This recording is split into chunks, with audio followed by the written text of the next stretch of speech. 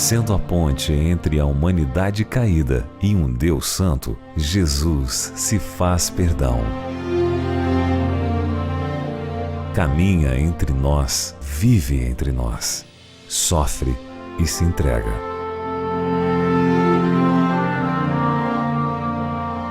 Revela o caráter de Deus, nos mostra a porta do céu.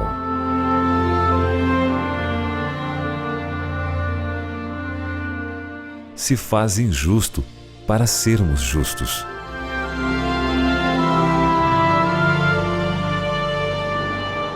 De inimigos, nos faz amigos e nos traz a paz com seus passos de justiça.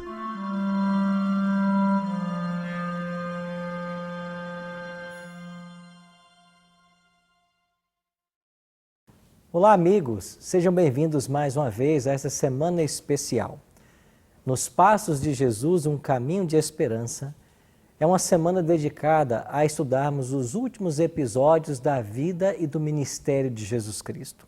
Hoje vamos aprender sobre o tema Passos de Justiça, quando o justo foi levado a um tribunal humano que praticou a injustiça. Quais as lições espirituais que podemos aprender desse texto? Eu espero que você já esteja aí na sua casa, no seu pequeno grupo, num ambiente aconchegante, onde a palavra de Deus possa ser aberta e nós possamos, na calma e na tranquilidade, ouvir a voz do Espírito Santo. Estamos aqui na casa da Julimar, que é a nossa anfitriã. E o pequeno grupo já está reunido e pronto para mais um momento de estudo da palavra de Deus. Agora, Julimar, temos convidados especiais, não temos? É verdade. Pastor, muito obrigada por mais esse momento tão especial que o Senhor tem nos proporcionado de estudar a sua palavra. E hoje nós trazemos duas pessoas muito especiais também para nós, que é a Priscila e o Davi. Sejam bem-vindos. O Daniel mais uma vez conosco e o Paulo, líder do pequeno grupo. Sejam bem-vindos. Bem, todos são bem-vindos então. E você que está em casa, por certo, também, já está aí com o seu grupo aí todo pronto para estudar.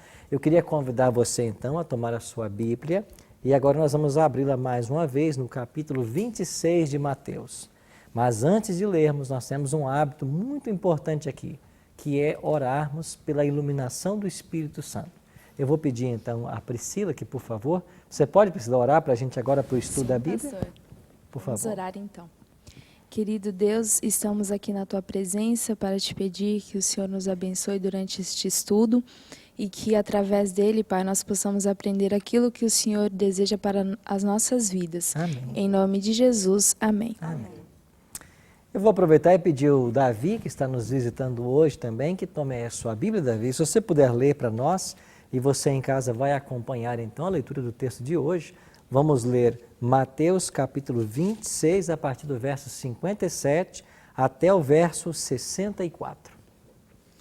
E diz assim: E os que prenderam Jesus o levaram à casa de Caifás, o sumo sacerdote, onde se haviam reunido os escribas e os anciãos. Mas Pedro o seguia de longe até o pátio do sumo sacerdote, e tendo entrado, assentou-se entre os serventuários para ver o fim. Ora, os principais sacerdotes e todo o sinédrio procuravam algum testemunho falso contra Jesus, a fim de o condenarem à morte. E não acharam, apesar de se terem apresentado muitas testemunhas falsas. Mas, afinal, compareceram duas, afirmando: Este disse: Posso destruir o santuário de Deus e reedificá-lo em 3 dias. E levantando-se o sumo sacerdote, perguntou a Jesus: Nada respondes ao que estes depõem contra ti? Jesus, porém, guardou silêncio.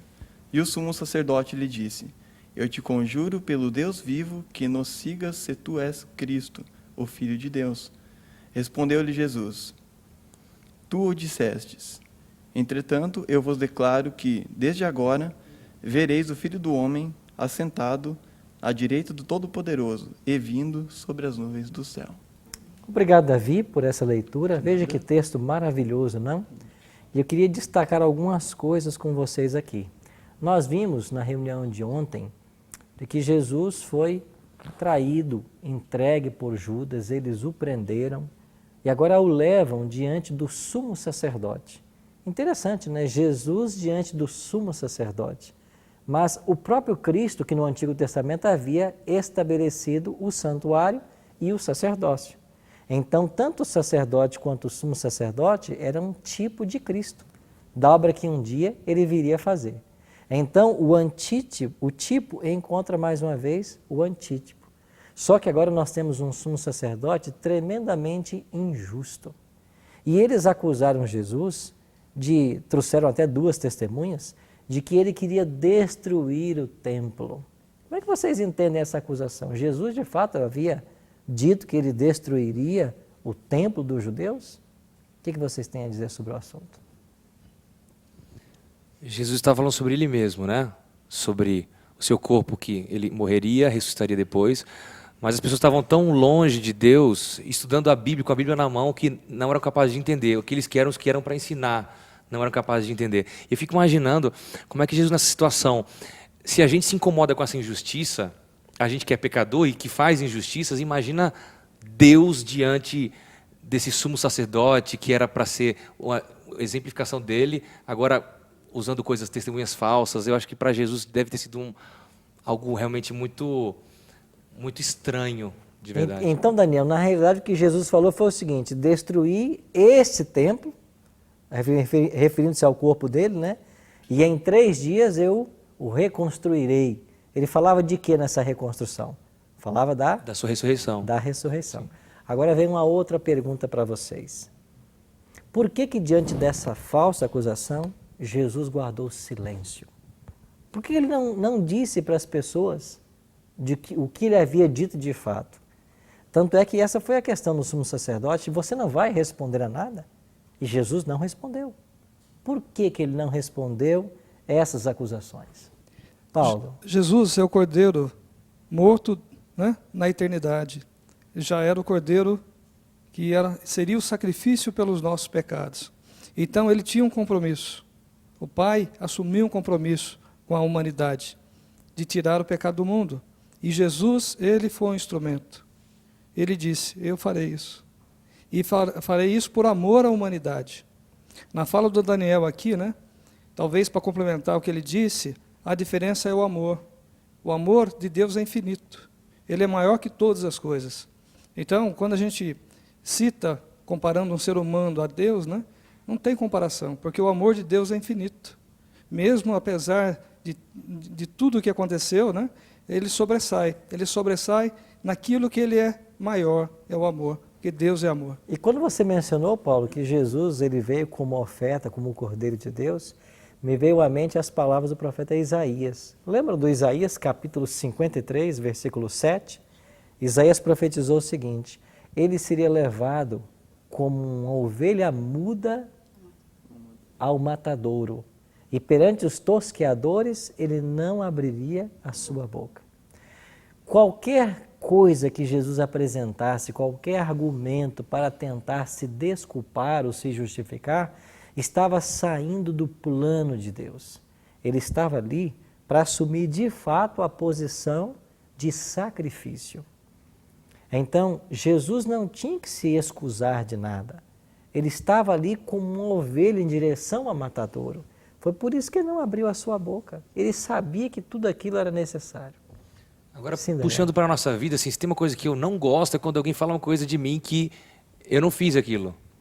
Não sei como acontece com vocês quando alguém fala. Quando é alguma coisa que você fez, beleza, eu fiz aquilo, eu tenho culpa, mas você não fez, então alguém está levantando um falso testemunho quando você. Então, você fica calado numa situação dessa. Muito difícil, né? É fácil a gente ler o texto e dizer, Jesus ficou calado, mas será que a gente ficaria mesmo? Agora, olha que interessante esse contraste. O último verso que o Davi leu, que foi o 64, Jesus responde para o sumo sacerdote e diz assim: tu o disseste, entretanto eu vos declaro que desde agora vereis o Filho do Homem assentado à direita do Todo-Poderoso e vindo sobre as nuvens dos céus. Jesus nesse dia fez uma profecia muito interessante. Ele disse que o sumo sacerdote e aqueles que estavam participando do seu julgamento como falsas testemunhas, o condenando injustamente, o veriam voltar pela segunda vez. Se nós estamos esperando Cristo voltar, quer dizer que essas pessoas elas haverão de ressuscitar. Você percebe o contraste das cenas? Aqui nós temos um tribunal terrestre condenando o inocente. Jesus leva a nossa atenção para o tribunal celestial, porque quando ele voltar, Ele vai vir para trazer juízo à terra. E ele é o juiz justo. Nenhum caso vai ser julgado sem todas as provas serem levantadas, sem tudo ser analisado. Então aqui o contraste é a falha da justiça humana em comparação à excelsa justiça divina. E de fato o texto quer nos ensinar isso, que um dia Deus fará justiça. Um dia virá juízo todas as obras. Por isso que você que está participando do estudo agora, a pergunta que nós temos que fazer é o seguinte: tudo que o ser humano faz, quer seja por palavras, pensamentos ou atos, isso é registrado nos livros dos céus. E um dia, quando o tribunal se assentar, todas as obras virão à tona. E nós, como seres humanos pecadores, não temos nada para oferecer diante do juiz justo nesse tribunal. Por isso a palavra de Deus nos faz uma promessa em 1 João 2:1. João escreveu assim: filhinhos meus, estas coisas vos escrevo para que não pequeis. Se todavia alguém pecar, temos o quê? Um advogado. Então Jesus hoje ele quer ser o nosso advogado. Porque quando o juiz vier trazer a recompensa, se ele for o nosso advogado, a nossa causa já está ganha. Sabe por quê? Porque nós não vamos ser considerados com base nas nossas obras, mas nas suas obras. Então, se você hoje se sente uma pessoa injustiçada em algum momento, se alguém fez algo que muito feriu o seu coração, não se preocupe. Esse juiz justo, que mesmo diante da acusação guardou silêncio, ele vai fazer justiça. Eu queria que você pensasse nisso, enquanto Daniel vai cantar mais uma canção para nós. Alguma coisa que você tem no coração que você não consegue perdoar, alguma injustiça que você não consegue vencer, só o céu pode trazer alívio para o seu pesado coração.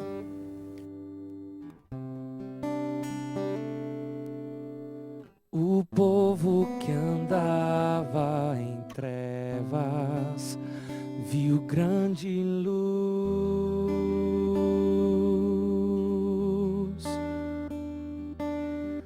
e aos que viviam na terra da sombra da morte resplandeceu-lhes Jesus. Fizeste crescer a nação,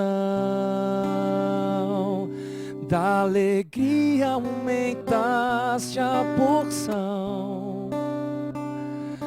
O teu nome para sempre será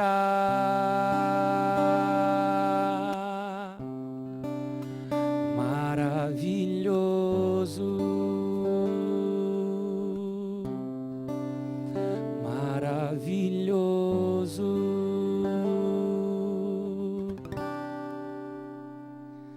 O povo que andava em trevas viu grande luz,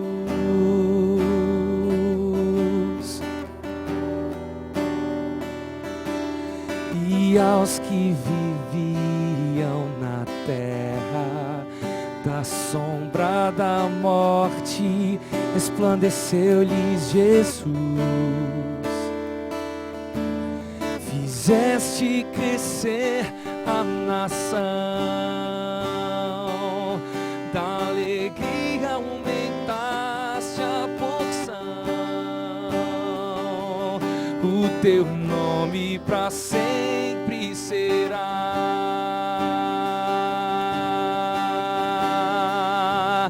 maravilhoso,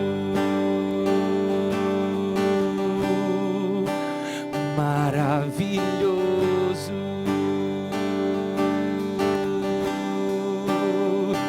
Conselheiro, Deus forte, Pai da eternidade, Príncipe da paz, para sempre tu serás maravilhoso,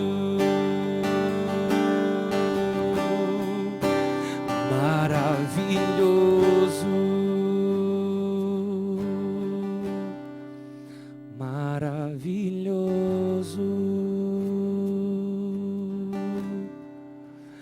maravilhoso.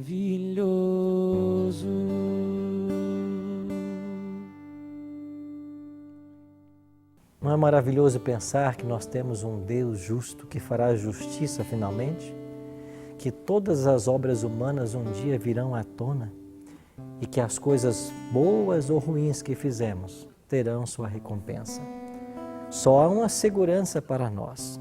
Uma vez que nossas melhores obras são como trapos de imundície diante de Deus, a nossa única segurança é estarmos associados ao maravilhoso Jesus, ao justo, aquele que se fez pecado por nós. E diante dos líderes religiosos, ele não abriu a sua boca, porque este era o seu destino. Para isso ele viera, para entregar a sua vida. E hoje nós podemos desfrutar de vida eterna. É por isso que nessa semana estamos aí relembrando o grande sacrifício que Jesus fez por todos nós. Vamos orar agora e entregar o nosso caso nas mãos de Deus, para que um dia, mediante as obras dele, a justiça nos alcance. Pai de amor, obrigado pelo exemplo de Jesus, que não abriu a sua boca diante das acusações, porque ele viera a esse mundo como uma ovelha muda para entregar sua vida por todos nós.